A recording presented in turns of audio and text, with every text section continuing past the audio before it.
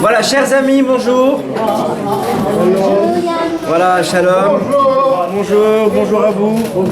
C'est toujours un plaisir de vous retrouver, de vous revoir dans des moments si sympathiques. Donc là, c'est le démarrage du limoud d'août, ce qu'on appelle le limoud d'août. Donc ça va être plusieurs rendez-vous à ne pas manquer durant le mois d'août. Et donc voilà, on a commencé avec un barbecue, une idée formidable. Toujours une idée pour fédérer, nous réunir, toujours être ensemble, car c'est toujours grâce à l'unité qu'on puise nos forces, et en ce moment nous en avons bien besoin de ces forces. Voilà, je remercie Monsieur Geisman, fidèle à lui-même.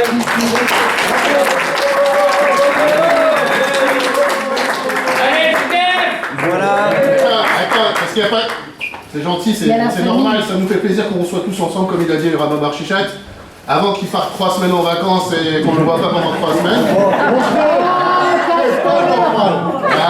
Je plaisante. En tout cas, j'étais pas seul, il y avait toute l'équipe. Voilà, j'ai arrivé. Tout le monde qu'on a fait.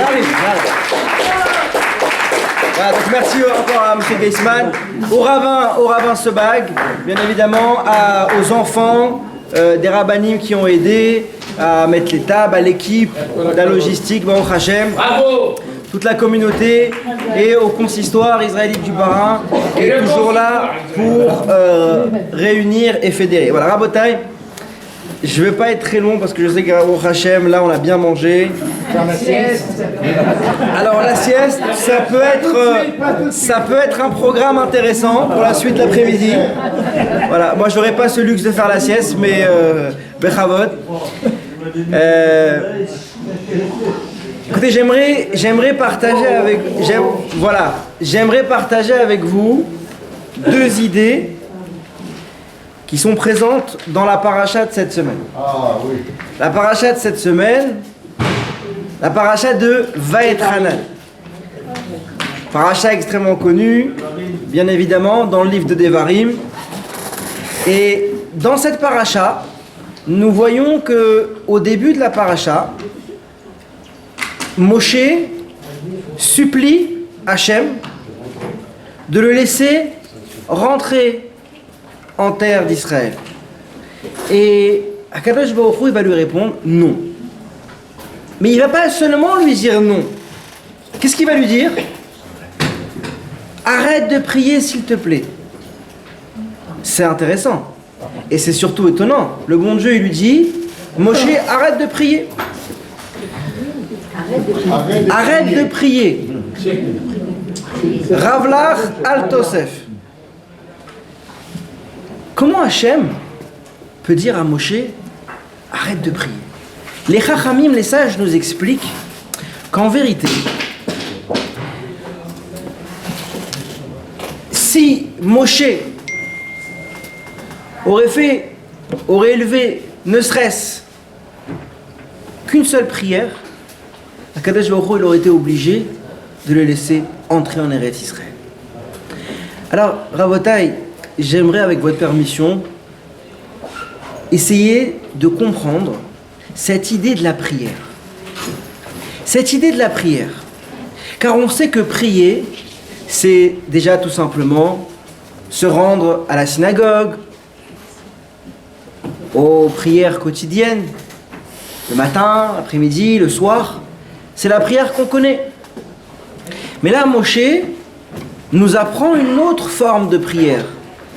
La prière de parler directement avec son Créateur. Parler directement avec Hachem. Mais là, Moshe ne parle pas. Il supplie. Il implore. Alors on aurait pu peut-être dire, imaginer, que implorer ou supplier n'est pas une prière. Mais le Targum, Onkelos, donc la traduction de Onkelos, qui est dans le Chumash juste à côté du texte, traduit le terme Vaetchanan, Vetsaleti. En araméen, Vetsaleti veut dire la prière. J'ai prié. Moshe a prié. Donc ça veut dire que quoi? Que supplier ou implorer, c'est une forme de prière. C'est une forme de prière. Et ce lien vertical entre l'homme et Hachem ne peut se faire que grâce à la tfila. Un jour, un de mes maîtres nous avait enseigné que le terme de tefila peut aussi dire ptil. Qu'est-ce que ptil? Ptil, c'est un fil. Un fil qui contient du haut vers le bas. Si on veut le faire tenir, on le tient du haut vers le bas. Ou alors de la droite vers la gauche vers la droite. Mais c'est quelque chose qui relie une chose à l'autre. Et la prière, c'est quoi? C'est ce qui nous relie nous-mêmes avec notre Créateur. C'est ce lien intrinsèque qui est en nous et qui nous permet de ressentir cette présence d'Akadosh Baruch Hu dans notre vie. Vous savez que depuis que le Beth Amikdash n'est plus, nous n'avons plus la possibilité d'offrir des sacrifices, de faire des sacrifices, des korbanot. Alors la Gemara nous dira dans le traité Brachot que aujourd'hui nous n'avons certes plus les korbanot, mais qu'est-ce qui remplace un sacrifice? Un sacrifice qui pardonnait, qui expiait la faute du peuple d'Israël, qui expiait les fautes de chaque juif. Aujourd'hui, les sacrifices, les korbanot, sont remplacés par la prière. En effet, par exemple, si on prend la prière de Mincha, Jackie pourra nous dire, la prière de Mincha, d'où est-ce qu'on apprend la prière de Mincha dans la Torah? Isaac, voilà. Voilà, c'est moi qui l'ai institué. Voilà. C'est pour ça que j'ai pris l'exemple de Jackie. Lorsqu'Yitzhak cherchait à se marier, qu'est-ce qu'il est écrit? Vayetse Yitzhak, la souah basadeh. Yitzhak est sorti, la souah. Qu'est-ce que la souah? Que veut dire ce terme, la souah? La souah, ça veut dire discuter. Ça veut dire qu'Yitzhak, il est sorti dans le champ pour discuter avec Dieu. Ça nous apprend encore une nouvelle forme de prière. Nous, on aurait pu imaginer que quoi? Que prier, c'est seulement avec le livre. C'est seulement dans un cadre très précis. Mais en vérité, cette paracha et cet exemple que je vous ai apporté nous enseigne que on peut prier n'importe quand, à n'importe quel moment. Le lien entre l'homme et Akadosh Baruch Hu peut se renforcer à n'importe quel instant. Ça peut être dans sa cuisine en train de cuisiner, ça peut être en train de marcher, ça peut être en train de courir, ça peut être dans la voiture, bien évidemment restant concentré sur la route. Ça peut être dans n'importe quel endroit. Mais le plus important, c'est de garder ce lien avec Akadosh Baruch Hu. Je vais vous raconter une histoire. Il y existe plusieurs histoires à ce sujet. Mais un jour, il y avait... S'il vous plaît. Merci. Un jour, il y avait dans une maison de retraite une dame, on va l'appeler Madame Rosenblum. Il n'y a pas de Rosenblum dans la salle, donc voilà. Non, j'ai fait exprès. Pas Rosenfeld. Pas Rosenthal non plus. Rosenblum. Il y a des Blum, mais il n'y a pas Rosenblum, donc ça va. Et puis, dans cette maison de retraite, Madame Rosenblum, qui avait un fils. Ce fils n'était pas très religieux. Mais Madame Rosenblum, elle, qui a grandi en Europe de l'Est, Et ses parents lui ont inculqué cette force de la prière, cette baguette magique de la prière. Elle était très attachée à Dieu. Et son fils venait la voir tous les mercredis après-midi. Et lorsque son fils venait la voir, malheureusement, elle faiblissait et elle s'approchait de plus en plus du moment où elle allait rejoindre le Créateur, elle a commencé à parler avec son fils de sa fin de vie, en lui disant: mon fils, tu sais, moi j'ai grandi dans la religion, j'ai grandi avec des valeurs pieuses, avec un patrimoine religieux important.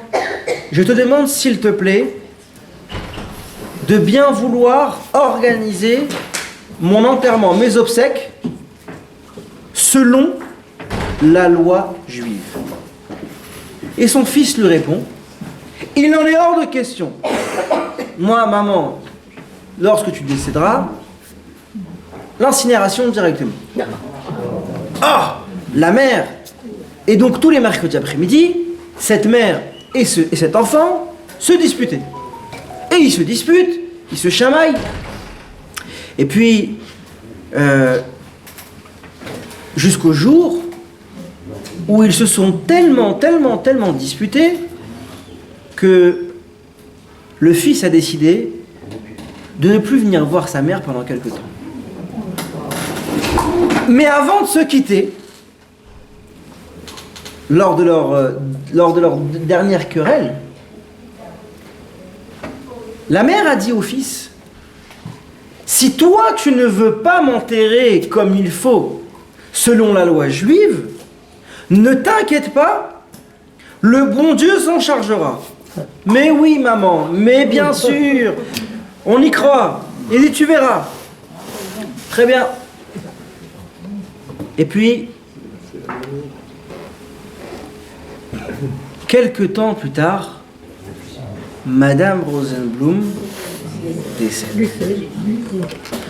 Le directeur de l'EHPAD, la maison de retraite, ouvre donc le dossier de Madame Rosenblum, rapidement, dans la précipitation, trouve le numéro d'un de ses enfants, de son fils, appelle son fils et lui dit: bonjour monsieur, voilà, j'ai le regret de vous annoncer que votre maman est décédée. Oh, il commence à pleurer, il arrive, j'arrive tout de suite, etc. Le fils vient, un fils, et puis il commence à organiser les obsèques, les rabbanim, la chevra kadisha.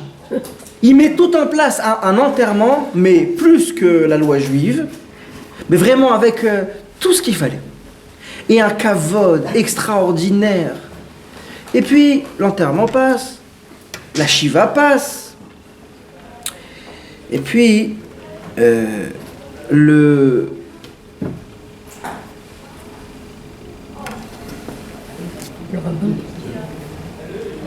l'autre fils, vous allez comprendre, l'autre fils, donc qui voulait incinérer sa maman, appelle l'EHPAD, il dit: voilà, bonjour, je vais venir voir ma maman, je vais avoir de ses nouvelles.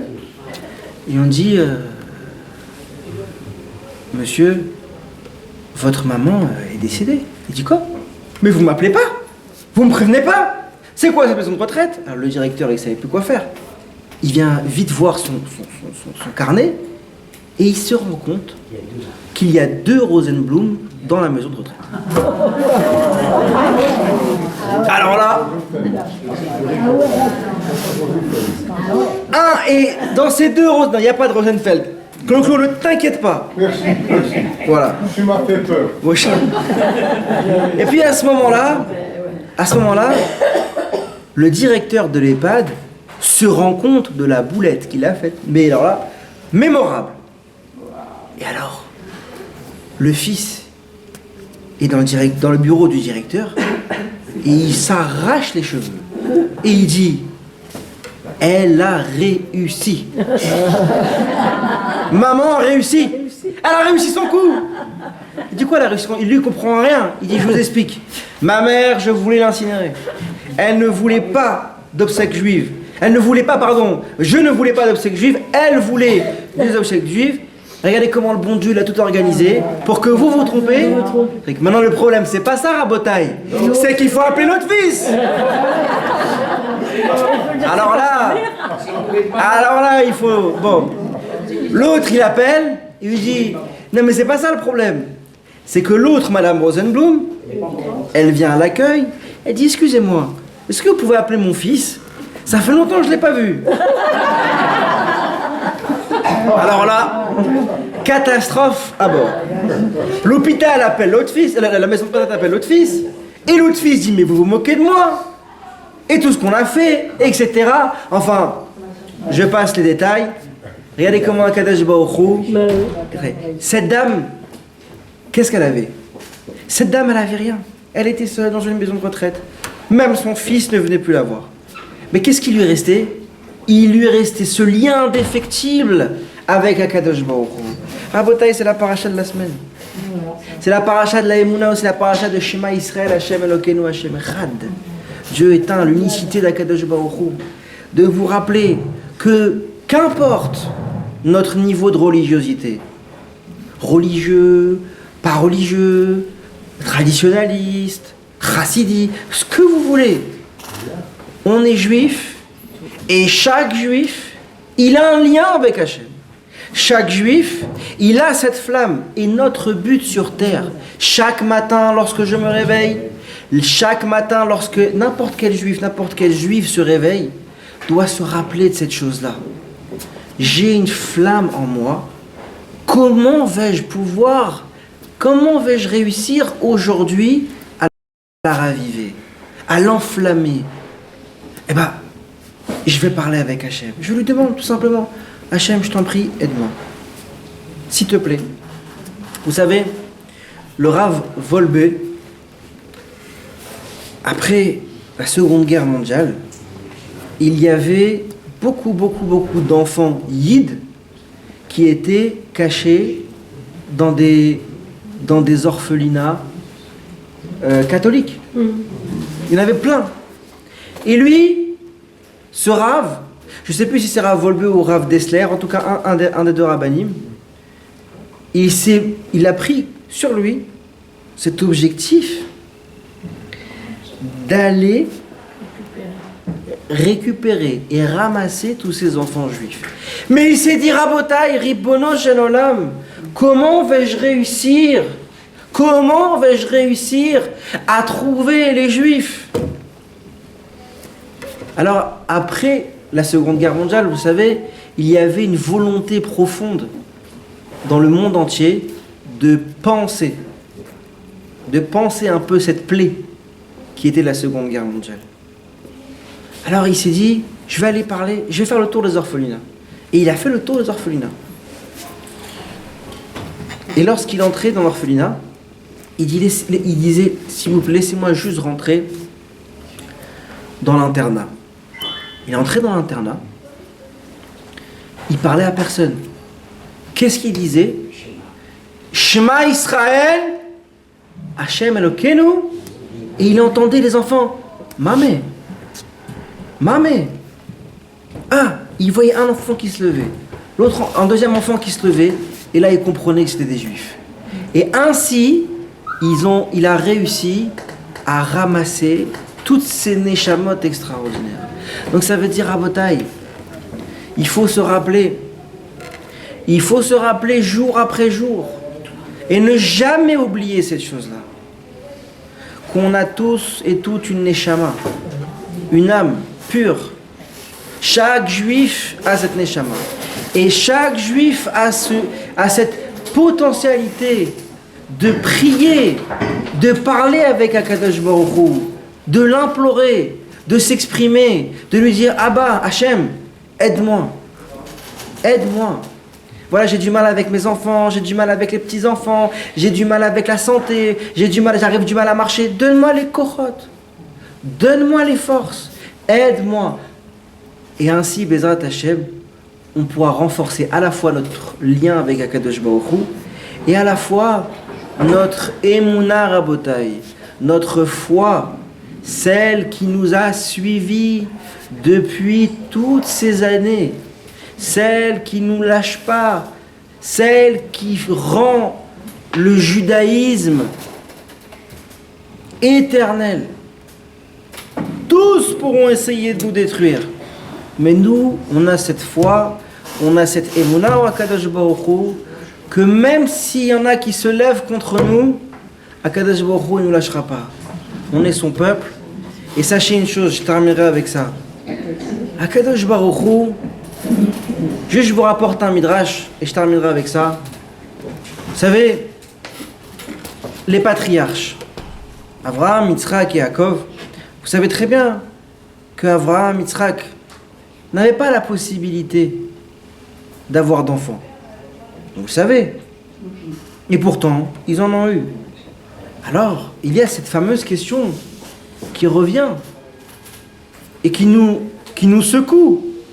Comment ça se fait que le bon Dieu a fait en sorte qu'il y a des patriarches qui sont la tête, qui représentent la tête du judaïsme, la source, la base du judaïsme, et eux ne peuvent pas amener d'enfants? C'est compliqué à percevoir. Abotai, le Midrash nous dit, Akadosh Baruch Hu, il les a mis dans cette situation. Vous savez pourquoi? Pour prier. Voilà, Hazak, pour prier. Seulement pour prier. C'est-à-dire quoi pour prier? Parce que Hachem mit'avel tfilatam shel tzadikim. Akadosh Baruch Hu, il désire très fortement d'écouter nos tfilotes. Le Talmud de Yerushalmi, de Jérusalem, le Talmud de Jérusalem nous explique, nous enseigne que parfois, tout le temps même, Hachem, il tend son oreille au niveau de notre bouche pour écouter nos prières. Juste comme on est en famille, on est bien. Je sais qu'on peut rester encore longtemps, mais je ne vais pas trop vous prendre le temps. Je vous raconte une dernière histoire et on s'arrête là. Promis, on s'arrête là. Cette fois-ci, c'est pas sur une maison de retraite. Et c'est pas des Rosenblum ou Rosenfeld.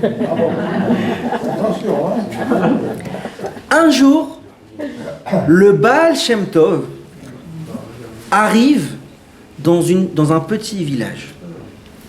Le Baal Shem Tov, avec tous ses élèves. Imaginez-vous, c'était une belle équipe. Ils arrivent dans le village et ils cherchent où dormir, où manger. Alors ils cherchent. Et puis ils trouvent une famille. Et le Baal Shem Tov a dit, nous allons aller chez eux. Alors pourquoi? Les élèves avaient déjà cette première question, pourquoi cette famille? Bon. Mais ils n'ont pas osé poser la question. Rabotai, le Baal Shem Tov arrive chez cette famille, le maître de maison ouvre la porte, mais évidemment le Baal Shem Tov chez moi, avec plaisir.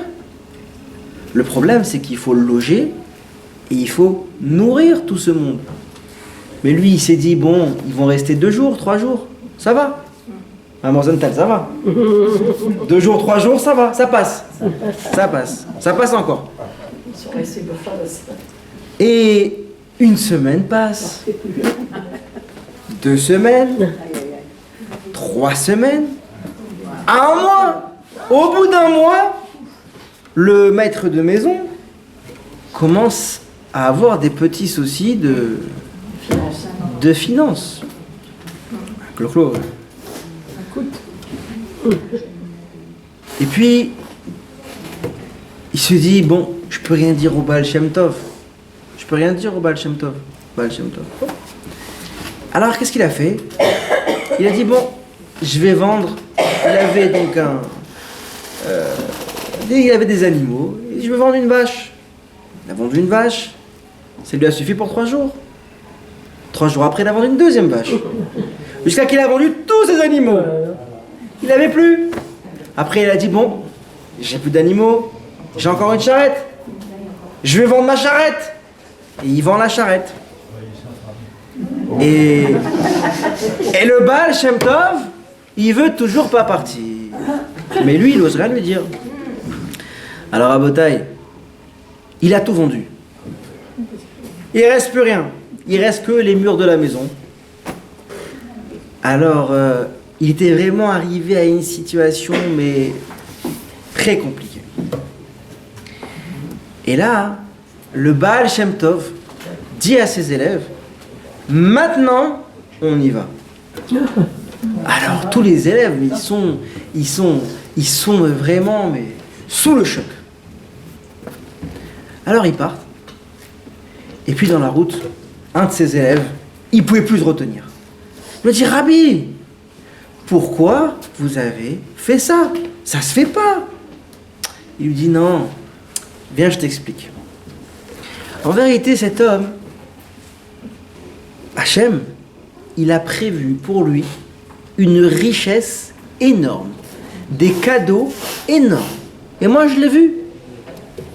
Le seul souci, c'est que cet homme, comme il avait tout, il ne priait pas. Il ne priait pas. Alors, moi, je voulais qu'il mérite cette richesse. Nous l'avons mis dans une situation où il n'a plus le choix que de prier maintenant. Alors maintenant, il va prier. Et Dieu va lui envoyer. D'accord, ok, Razak, merci. Quelques années plus tard, ils reviennent. Et ils revoient cet homme richissime. Riche. Tout ce qu'il faut. Et là, le Baal Shem Tov lui explique. Il dit, maintenant tu as compris.